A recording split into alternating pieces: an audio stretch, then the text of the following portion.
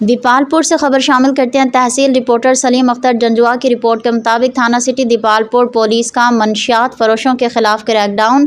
S H O Fakhar Hayat کی اپنی team کے ہمراہ کامیاب کارروائی۔ منشیات فروش گرفتار، ملزم نعیم عباس کے قبضے سے 2200 گرام چرس برآمد۔ پولیس نے گرفتار ملزم کے خلاف مقدمہ درج کر کے تفتیش شروع کر دی۔ ڈرگ فری پنجاب مہم کے تحت منشیات فروشوں کے خلاف بلا امتیاز کارروائیاں جاری ہیں۔ ایس ایچ او تھانہ سٹی دیپالپور فخر حیات اور ان کی ٹیم کے سرچ اینڈ کامنگ آپریشن کے دوران کامیاب کارروائی۔ ایک منشیات فروش اور بلیٹ پر جوا کھیلنے والے 4 ملزمان گرفتار۔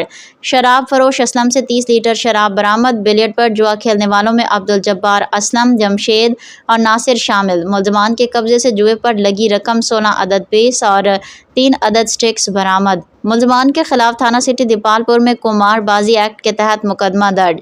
منشیات فروشوں اور سماج دشمن عناصر کے خلاف زیرو ٹالرنس کی پالیسی اپنائی جائے گی۔ ڈی پی او راشد ہدایت۔